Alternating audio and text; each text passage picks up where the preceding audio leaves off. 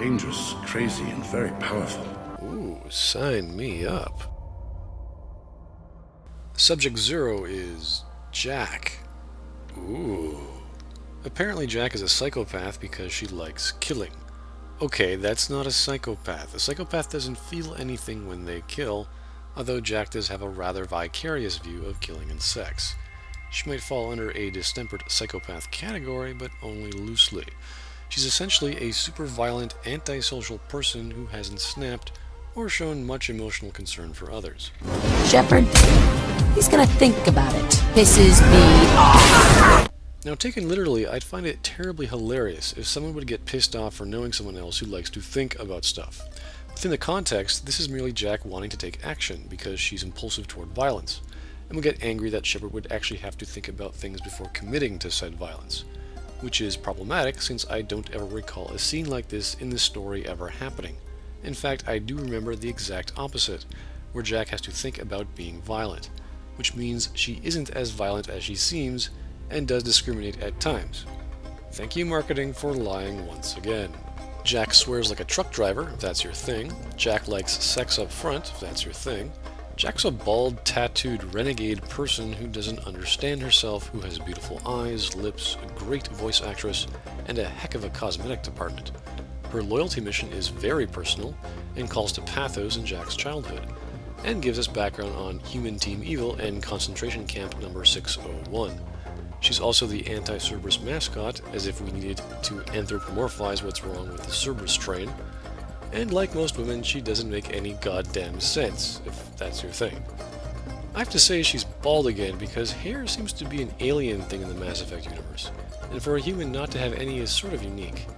Obviously, she'd look more attractive with hair, but we're here to appeal to Jack's more sensible human qualities, not so much her human visual qualities, even though that is obviously her selling point. And I have to point out the romance as a highlight. I don't get Jack, I don't get her romance, but that's okay. This makes sense because of how it doesn't make sense. The suicide mission we're going on is for crazy people. Jack's clearly not normal, and she finally finds someone who's willing to accept her, or at least that's how Shepard comes across. Again, Shepard's a brick, put some mortar on any side of him and he'll stick. So hey, why not? What ensues is a heartfelt tale of Jack's previous dead lover whose feelings of loss she had to rationalize away to protect herself and others from, culminating to a very personal issue of trust and finally acceptance amidst her history of pain, violence, and loneliness. I got thoughts like little bugs crawling in and out of my head. I can't stop them. Kelly doesn't understand Jack. Jack doesn't understand Jack. I don't understand Jack. I firmly believe this is how Jack was written. We're not supposed to get her. She's wild, messed up, antisocial, and I have absolutely no understanding why she's even here. Jack's visual design. I have nothing wrong with Jack having 100 or so tattoos that cover her body, but that ridiculous bra strap is insane, especially when you are a spaceman in combat situations in alien environments. This does not make sense. Maybe in a cyberpunk dystopia? Thank God her loyalty gives her a leather vest to wear, something. And yes, the tattoos. So much time and effort was made into drawing these things, I can't even tell one of them apart. Is that the point, to confuse us? 'Cause that seems to be the point of Jack so far. We can't even see these things. The little anecdote we got from her marketing thing. Some are to remember. Some are for kills, good ones. And some are for because, hey, you. Yeah, that one. Is as far as the stories go on her tattoos, or any tattoo.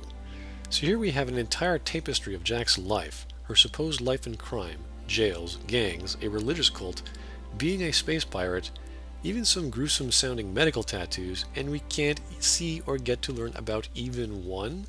It's like having a guy carrying around a big pile of paintings and we go, hey, what's up with those paintings? But we can never see the paintings or ask them what they're about.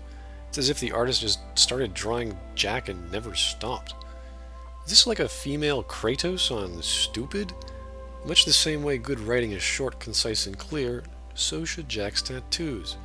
Unless you just want to show me that Jack's a badass because she's got ink all over her body.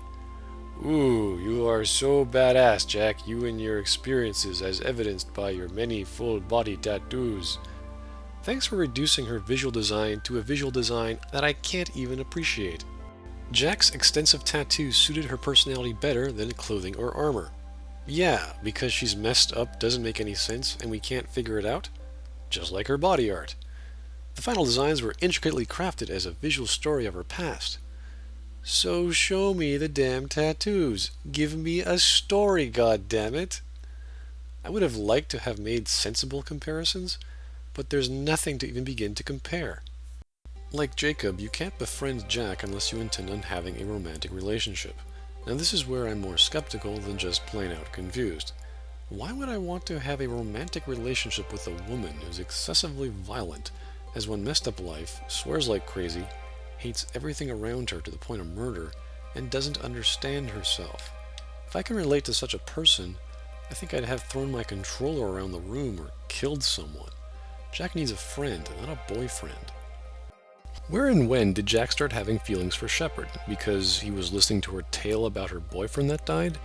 Because no one else cared? Because they blew up an old Cerberus base? What do they have in common? This is not romance, this is talking. There's no flirting, no seduction, no comedy, no teasing, nothing. The only tension is Jack wondering why Shepard won't back down from talking.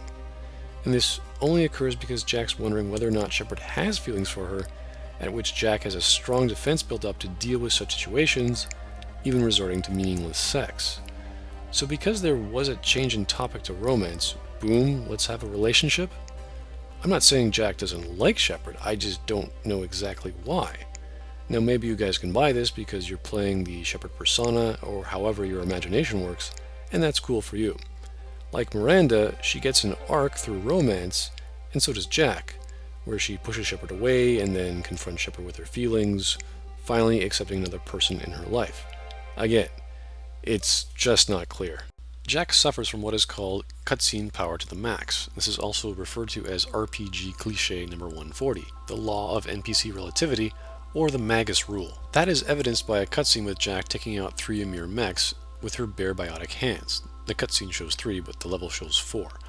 When we recruit Jack, she can barely take care of a husk by herself, and yes, this is a problem with many other characters as well, as their superhero status gets cut down to squishy squadmate with a gun. Jack's motivation is she wants to survive and likes killing things. Because if she didn't, she'd be dead. Tim decides to purchase Jack out of a cryo jail for a hefty price. Now this is questionable because Jack's crazy. Why the hell would we want someone like this? Is Shepard going to be a genius counselor too? It would have made sense if Kelly could help Jack out, and we watched her grow and actually got to know Shepard and others. But Jack's a violent, hate-filled murderer whose life revolved around stealing, destroying, and killing. Jack hates Cerberus. Why the hell would you want an anti-Cerberus character on board with your most mission-critical Cerberus project that threatens hundreds of thousands of human lives if you're not going to get her to at least try to understand the people in Cerberus and their mission? This would be a good development. If she threw a fit, she'd destroy the ship. What the hell is Tim smoking? The idea of even bringing the most anti-Cerberus person on board is a great conflict, but it only develops in one scene with one other person. Whoop-de-doo. During her recruitment, the warden of the jail stupidly tries to capture Shepard, knowing full well they have weapons on them, told Shepard about the trap he was about to put them in before he actually sprung it. Smart. Once Shepard and company start busting out of the jail, for some ridiculous reason they can only open every cell in the block, as opposed to just Jack's cell. That is stupid. Everyone says almost exactly the same thing, that hacking a control will open every door on the block, just with a casual glance. What is this, Windows for criminals? I could buy the Master Thief saying this, or Engineer, but everyone just by looking at a terminal? And apparently this results in the destruction of the entire place. Holy crap. I know listening to Miranda is bad, but now everyone's crazy? To have a murdering bald chick wear a nipple belt to swear and act tough to potentially feel sorry for. Oh joy, oh bliss. Grrr, Cerberus! Jack's loyalty is done well. We get to learn about her messed up childhood, how Cerberus killed other little children, and how Tim is not ambiguously gray. He just didn't know what was going on. Which is not what I thought Tim was supposed to be described as, yet time and again he seems to be in the dark on all his projects. As with other loyalty missions, this is good Tim exposition, though no development. You get to look at a two-way mirror, a table, a bed, and a blood splatter on the wall where Jack killed her first man. These objects are the most personal aspects of Jack's horrific childhood. This is gruesome child developmental psych, where we learn about the conflicts Jack had to endure. I guess you could say it brings her to some resolution about her life, but I mean, she says it was about something she needed to do. Okay, revisiting a bad place I can understand, but I don't see how blowing up the place brings any psychological resolution. But if Jack in her crazy world says so and violence is all she understands, that's good enough for me. The main plot isn't even there, so let's steer clear of any psychological issues, let alone plot points, that get resolved via explosions. Explosions fix everything! Jack can be the biotic bubble babe. Who knew? So thanks BioWare for giving us a semi-nude, bald, oddly dressed, swearing, violent, crazy, full-bodied, gorgeous, tattooed girl that has no business being here aside from swearing, giving Australian chicks a hard time, and wearing a nipple belt that no one understands, nor should we. Why, it's just like life. Now let's go from crazy murderer to wandering murderer.